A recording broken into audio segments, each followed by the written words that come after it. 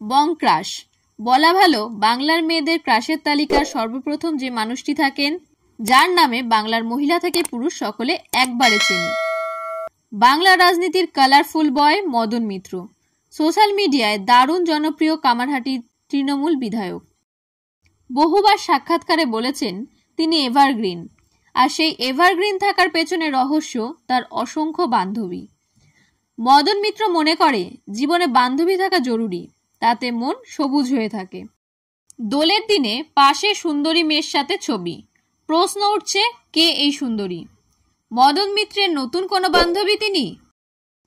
তার লাইভ দেখার জন্য অপেক্ষায় থাকেন অনুরাগীরা, কিন্তু কিছুদিন ধরেই দেখা নেই তার। অসুস্থতার জন্য আপাতত বাড়িতেই রয়েছেন কামারহাটির তৃণমূল বিধায়ক মদন মিত্র। লোকসভা ভোটের প্রচারেও দেখা যাচ্ছে না মদন মিত্রকে, একেবারে ঘরবন্দি তিনি।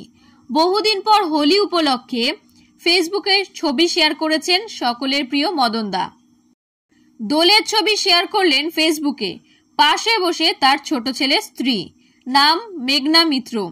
কপালে সবুজ আবিরের ছোঁয়া, চাদরে গোটা শরীর ঢেকে দোলের পরের দিন ছবি পোস্ট করেছেন মদন মিত্র। তবে পোস্ট করা ছবি দেখে বোঝাই যাচ্ছে এখনো সুস্থ হননি বিধায়ক। গায়ে জড়ানো সাদা চাদর, যতটা চনমনে তাকে এমনি সময় দেখা যায়, চোখ মুখে সেই ভাবটা খানিকটা ফিকে। ছবির পোস্টের ক্যাপশনে মদন মিত্র লিখেছেন, কেমন কাটলো আপনাদের দোল? কামারহাটি পুরসভা 16 নম্বর ওয়ার্ডের কাউন্সিলর মেঘনা। মদন মিত্রের কাছে সে পুত্রবধূ নয়, বরং মেঘনাকে নিজের মেয়ের মতো বলে দাবি করেছেন কামারহাটির তৃণমূল বিধায়ক। মদনের মুখে একাধিকবার কন্যাসম মেঘনার প্রশংসা শোনা গিয়েছে। বাবা মদন মিত্রর বরাবরই প্রশংসা করে এসেছেন তৃণমূল কাউন্সিলর মেঘনা। সামনেই লোকসভা ভোট, কিন্তু অসুস্থতার কারণে আপাতত বাড়িতেই রয়েছেন মদন মিত্র। ফলে ভোটের প্রচারে তাকে দেখা যাবে কিনা তা নিয়ে সংশয় রয়েছে। প্রসঙ্গত, চোখে রোদ চশমা, পরনে রঙিন পাঞ্জাবি, মদন মিত্রকে এই লুকে দেখতেই অভ্যস্ত আপামর বাঙালি। তবে গত ডিসেম্বর মাসে আচমকাই অসুস্থ হয়ে পড়েন তিনি। শ্বাসকষ্টের সমস্যায় ভুগছিলেন এই তৃণমূল বিধায়ক।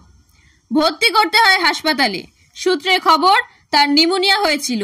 দীর্ঘদিন উডবার্ন ওয়ার্ডে ভর্তি ছিলেন মদন মিত্র।